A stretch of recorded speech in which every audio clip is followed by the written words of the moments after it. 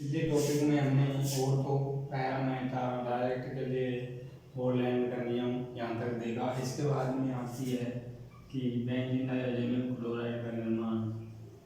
Benzene diammonium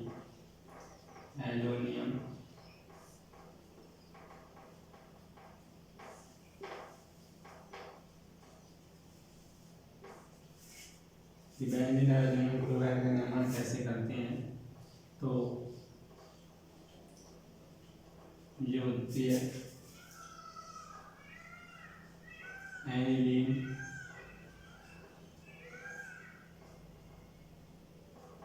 plus nitrous समल HNO2 को बोलते हैं नाइट्रस एसिड।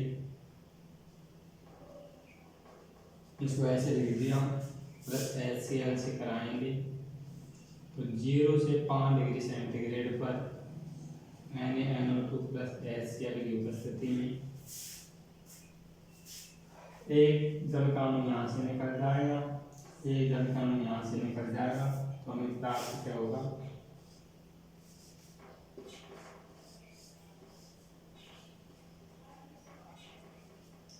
ये बेंजीन डाइअमोनियम क्लोराइड है।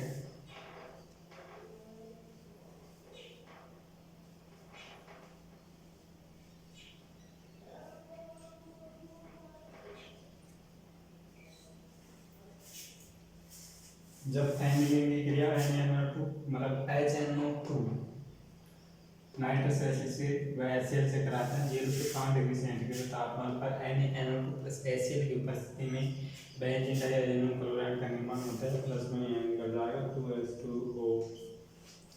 इसके बाद में नेक्स्ट रिएक्शन आती है सैंडमायर अभिक्रिया।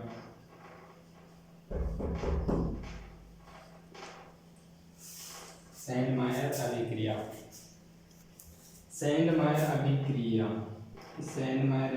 क्या होती है। जब बेंजीन डाइअमोनियम क्लोराइड की क्रिया हम को Cu2Cl2 या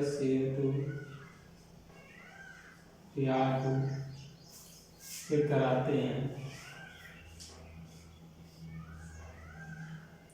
तो हमें क्लोरोबेंजीन प्राप्त होता है। प्लस में यहाँ निकल जाएगा N2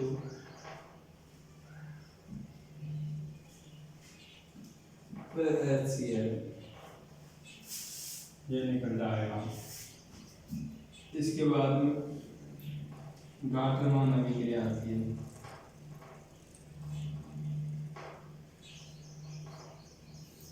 गाटरमान में जब बेंजीन डाइअमोनियम क्लोराइड की क्रिया में Cu प्लस HCl या Cu प्लस HBr उपस्थिति में कराते हैं तो हमें क्लोरोबेंजीन प्लस HBr प्राप्त होता है।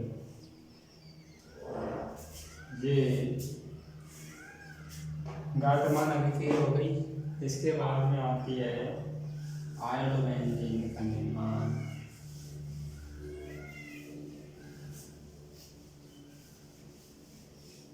इसके बाद में आयोडोबेंजीन का निर्माण आयोडोबेंजीन का संश्लेषण।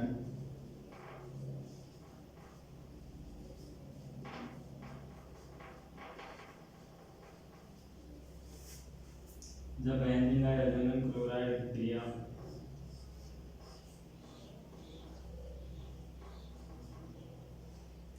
Ki से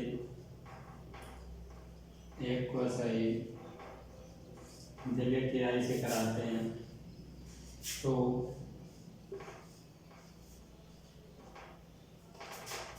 हमें आयोडोबेंजीन प्राप्त होती है। प्लस में ये N2 निकल जाएगा और यहाँ से HCl निकल जाएगा तो HCl इसे बोलते हैं आयोडोबेंजीन। इसमें आयोडोबेंजीन निर्माण है इसलिए आयोडोबेंजीन का संश्लेषण बोलेंगे। ये हो गई तीसरी। फिर चौथी है इसके बाद में बाल-सीमान अभिक्रिया। बाल-सीमान अभिक्रिया या फ्लोरोबेंजीन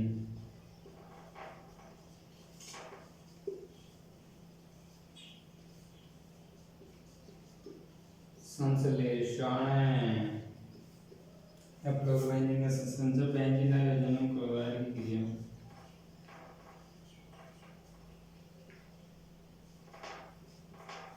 HBF4 से कराते हैं तो सबसे पहले लवण बनता है, यहाँ से HCl निकल जाएगा,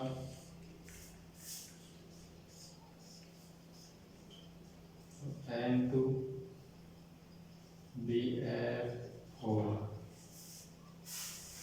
लवण बना। जब इसके आगे और अभिक्रिया कराएंगे तो ये बना फ्लोरोबेंजीन।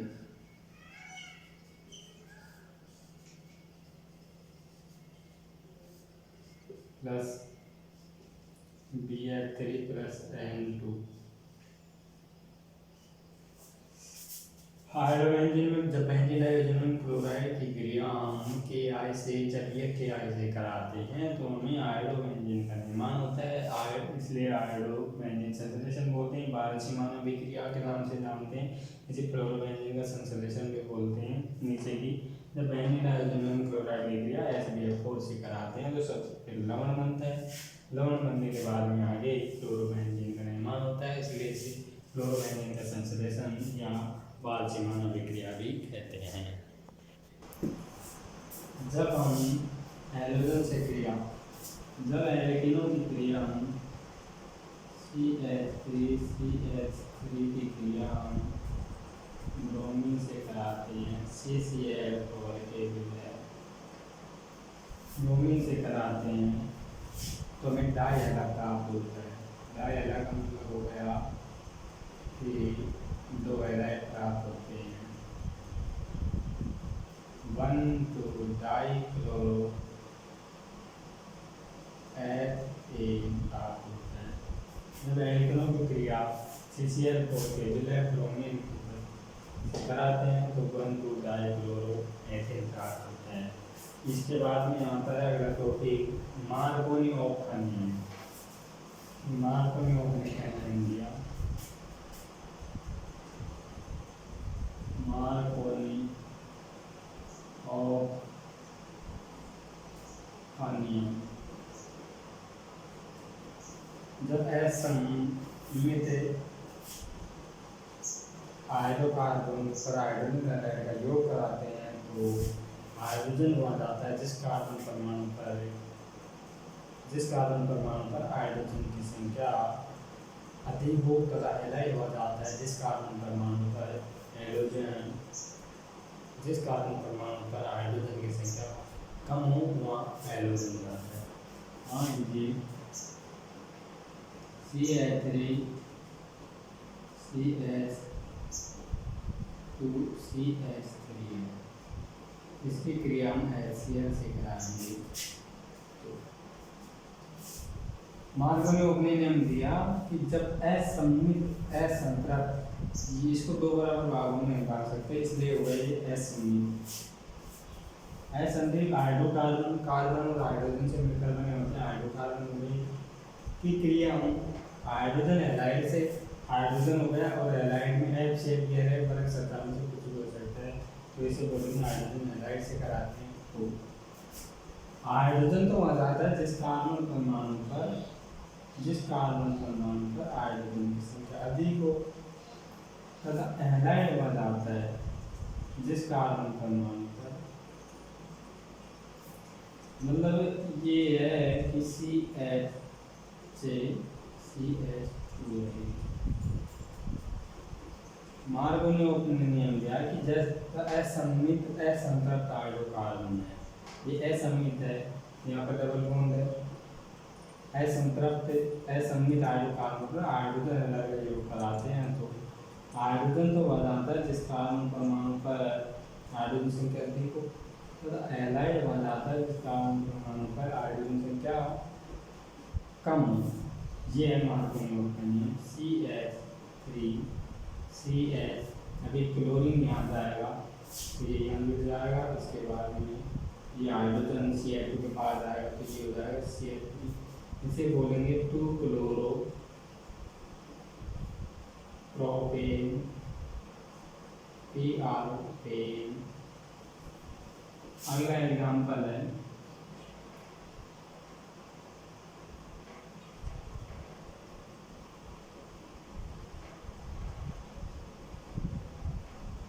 ये, इसकी क्रिया HCl से कराएंगे। ये भी असंतृप्त हो गया, असंमित हो गया।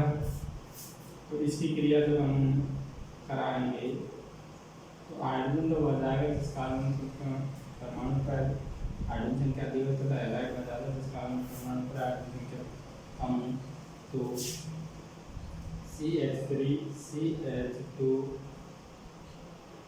CH यहाँ आ जाएगा Cl जो जाएगा CH3। इसे बोलेंगे 2-क्लोरो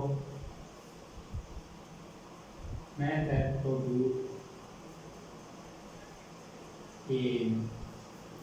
इसे बोलेंगे, ये हो गया मार्गोनियोग का नियम।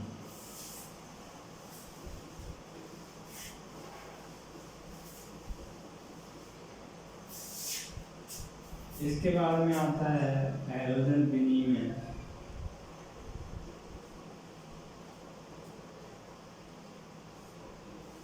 जिसमें आता है फर्स्ट इकेलेस्टाइन रिएक्शन। इकेलेस्टाइन अभिक्रिया, इसमें हाइड्रोजन का विनिमय होता है। इस इकेलेस्टाइन अभिक्रिया, इस विधि से केवल हम आयोडो जो एल्केन है उनका ही निर्माण करते हैं। जब हम एल्केन हैलाइड की क्रिया C2H5Cl की क्रिया हम कराएंगे, हमें आयोडो मतलब आयोडो एल्केन का निर्माण करना है। NiH सोडियम आयोडाइड से कराएंगे तो कीटोन को बोलते हैं CH3COCH3। इसे कीटोन या एसीटोन बोलते हैं। कीटोन या एसीटोन उपस्थिति में, या मेथिल एल्कोहल है इसकी उपस्थिति में कराते हैं तो हमें C2H5I, ये I है जो यहाँ जाएगा, और ये क्लोरीन है ये इसके साथ जुड़ जाएगा, इसलिए ये हाइड्रोजन है, इसका विनिमय हो जाएगा, एक्सचेंज हो जाएगा। तो इसे बोलेंगे, इस NaCl को ऐसे के ऐसे लिख देंगे तो ये बना आयोडो एल्केन बना। इकेलेस्टाइन अभिक्रिया में जब एल्कीन हैलाइड की अभिक्रिया हम सोडियम आयोडाइड से कराते हैं तो कीटोन या एसीटोन जो मेथिल एल्कोहल की उपस्थिति में एथिल आयोडाइड का निर्माण होता है या एल्किल आयोडाइड का निर्माण होता है NaCl। इस अभिक्रिया में केवल आयोडो एल्केन का निर्माण किया जाता है। इसके बाद में दूसरी अभिक्रिया आती है श्वार्ट अभिक्रिया। इसमें भी जो एथिल एल्किल हैलाइड की क्रिया अंदर AgH से कराते हैं। इस अभिक्रिया में हाइड्रोजन का विनिमय होता है तथा इसके द्वारा भी हम जो क्लोरो एल्केन है उसका निर्माण करते हैं होता है। इस अभिक्रिया में भी क्लोरो एल्केन का निर्माण होता है। जब हम C2H5 इसकी कराएंगे तो ये क्लोरो तो यहाँ जाएगा और ये इसके साथ मिल जाएगा, तो इसमें भी हाइड्रोजन का विनिमय होगा। तो ये हाइड्रोजन तो यहाँ गया, ये हाइड्रोजन इसके साथ आ गया, इसलिए हाइड्रोजन एक्सचेंज हो गया। तो इसे क्लोरो एथेन हो गए और ये AgCl हो गया, इसे बोलेंगे क्लोरो एथेन। इसमें भी हाइड्रोजन का विनिमय हो गया। इसके बाद में अगली अभिक्रिया आती है इंडस्ट्री अभिक्रिया। ये हाइड्रोजन विनिमय में ये अभिक्रिया इंडस्ट्री अभिक्रिया। जब मोनोकार्बोक्सिलिक अम्लों के सिल्वर लवणों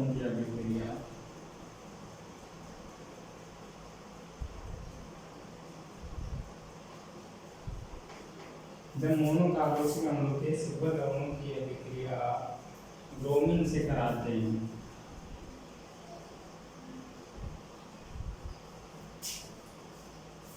तो हमें जब मोनोकार्बोक्सिलिक अम्लों के सिल्वर लवणों की क्रिया हम ब्रोमीन से कराते हैं तो अक्रिय विलायक CCl4 की उपस्थिति में यहाँ से CO2 बन जाएगा और यहाँ से Br आकर इसके साथ जुड़ जाएगा तथा यहाँ से जो Br बचा है वो Kg के साथ जुड़ जाएगा। आई मान लीजिए ये CH3 लेवल को मोनोकार्बोक्सिलिक अम्लों का सिल्वर लवण है, सिल्वर लवण है, तो ये Br है और एक Br ये है। अब यहाँ से एक तो CO2 निकल जाएगा, CCl4 की उपस्थिति है तो एक तो CO2 निकल जाएगा, एक Br है और AgBr निकल जाएगा और ये ब्रोमीन है जो CH3 के साथ मिलता है। तो हमें प्राप्त हुआ CH3Br प्लस AgBr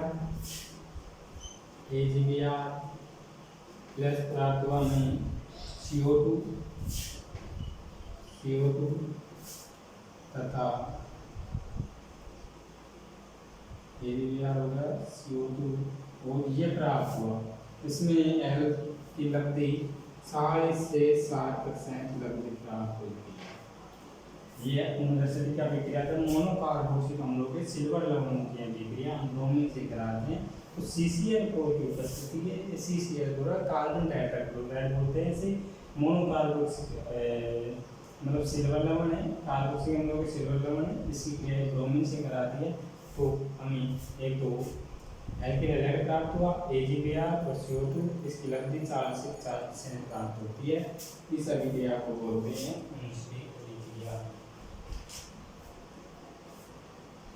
ये अक्रिय विलायक है CCl4 कार्बन टेट्राक्लोराइड है इसके बारे में नेक्स्ट टॉपिक है वो उसके बारे में अगले वीडियो में चर्चा करेंगे। वो वीडियो है कि जो एल्किल हैलाइड है उनकी भौतिक गुणधर्म क्या है इसके बारे में चर्चा करते हैं। इसको और टॉपिक को हाइड्रोजन में था।